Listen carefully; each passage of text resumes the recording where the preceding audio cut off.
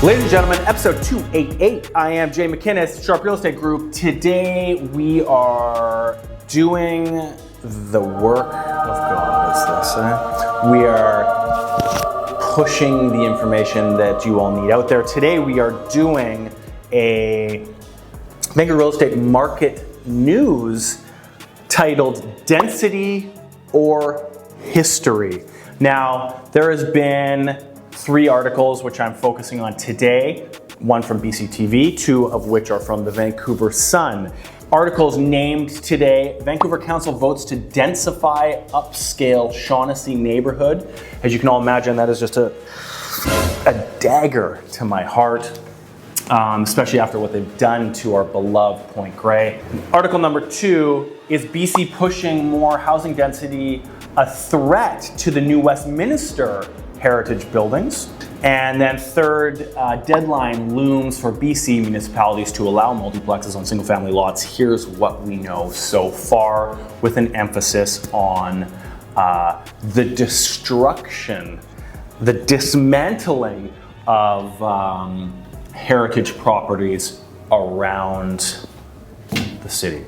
So, very disappointing. Vancouver City votes to densify upscale Shaughnessy neighborhood. Densification of First Shaughnessy has been approved. A tragic day, in my opinion, for the Vancouver housing market. 8 Vancouver City councillors have voted in favor to densify the upscale First Shaughnessy neighborhood this past week. Surprisingly, this motion was rejected last November 2023 with a 7-3 vote to deny densification. And for some reason, some way, somehow, something's changed, and they now feel that densification of Shaughnessy is unfortunately something that should take place. Local and provincial rules push, obviously, more density, as we know. Shaughnessy has fallen is the next neighborhood to fall to this. And of course, big lots, convenient location, and they've created a very quiet and safe little enclave for themselves, which is of course a great place to add density. Same with Point Grey, why not?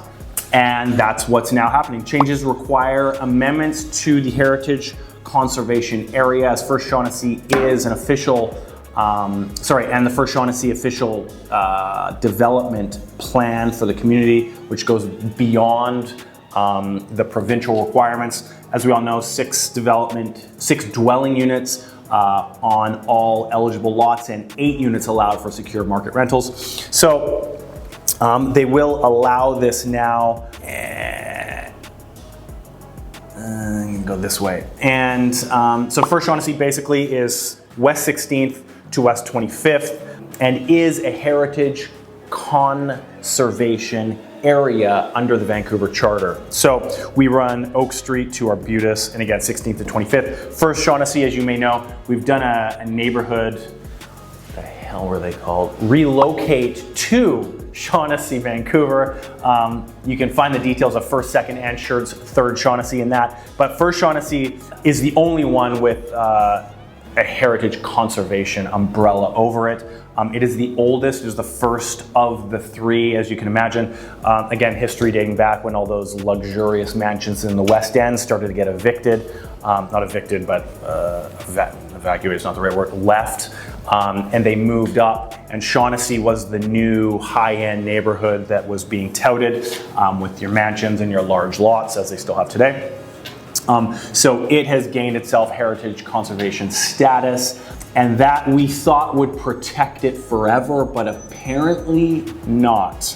The people have spoken. I don't think the people that have spoken should be the ones that we listen to, but they've spoken, and now the deal is done. So some of the article here, Director of City Rezoning Center, Sang Trinistich, explained during public hearing that homes under the Provincial Heritage Conservation Act would be exempt from the changes, but not necessarily homes under the Heritage Conservation Area. Only legally designated properties with Heritage Revitalization Agreements, HRAs, registered on title are exempt. there are only 7 of these homes which can be exempt in all of First Shaughnessy. So we're definitely, now I don't think this is gonna rush things, and they touch on this a little bit, that tomorrow it's gonna change, obviously.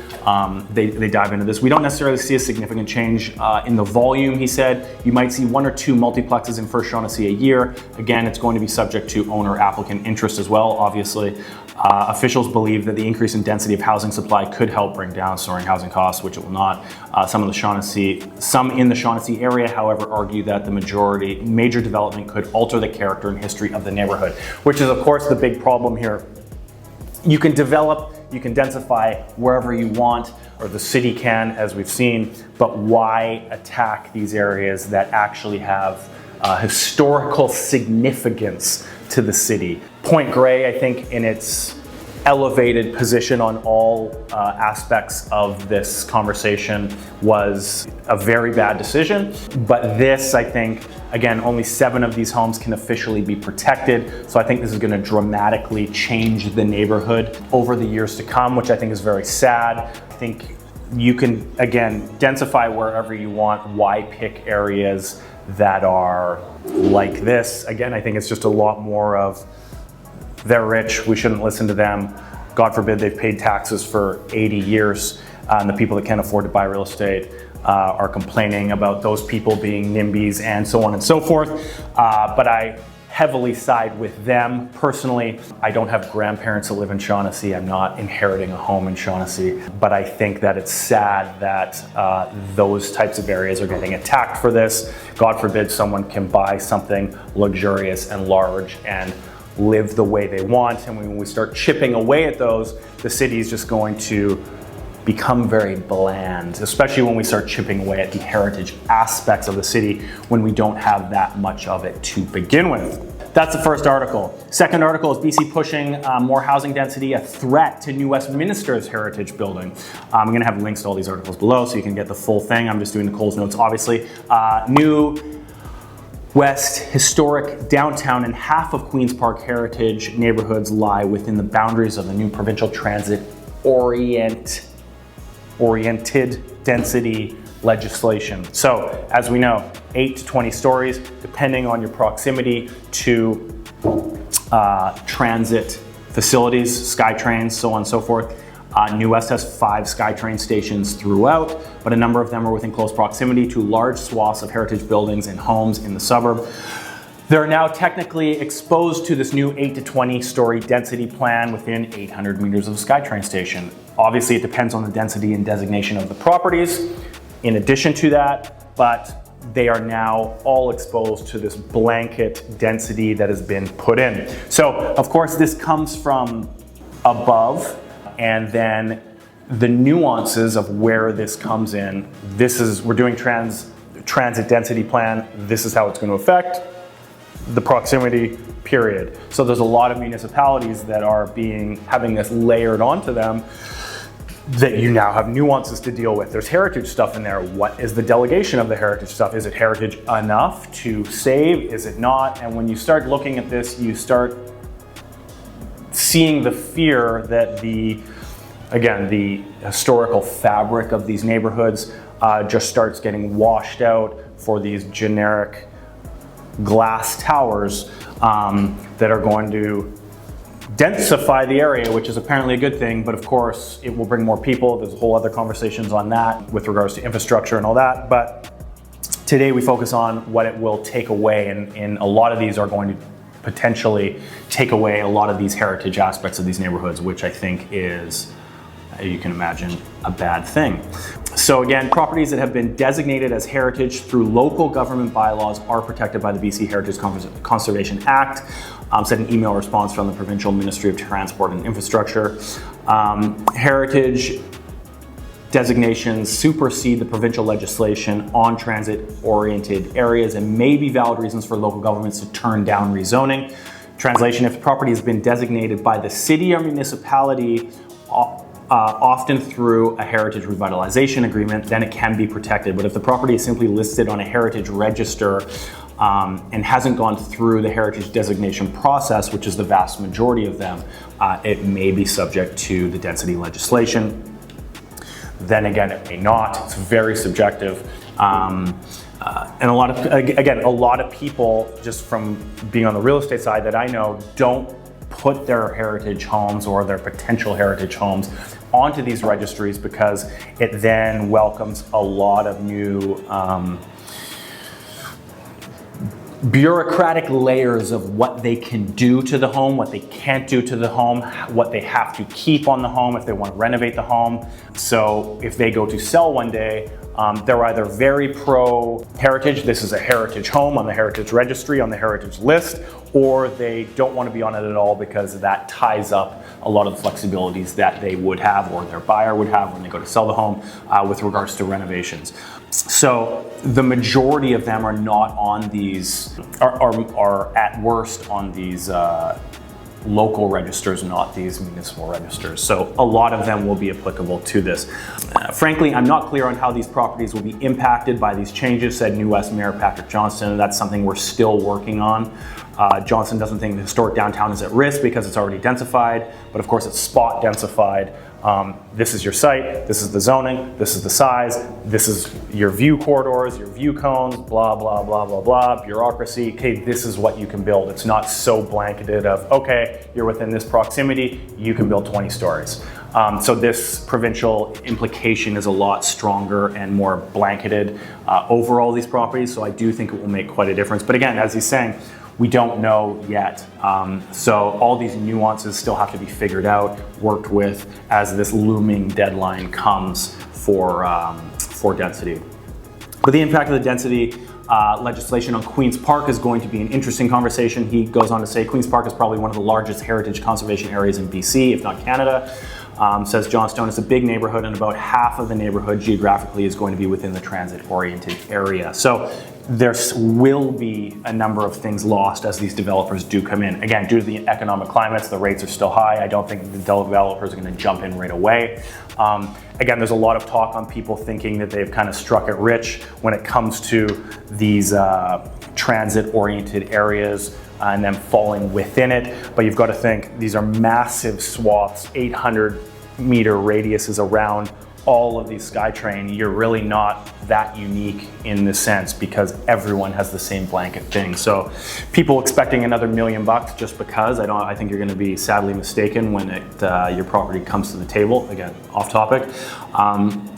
He continues to say, in New West, we've been doing a lot of good around HRAs, Heritage Revitalization Agreements already, where a heritage home is protected. And through the protection, they're given abilities to put in carriage homes and secondary suites and adding more density. So if you do go in and if you will retain the heritage stuff, they will give you additional density, not as much as they're showing on this new legislation, of course, but they're already doing their best to maintain, retain heritage homes and add density at the same time. But of course, this new stuff will just blow all that out of the water.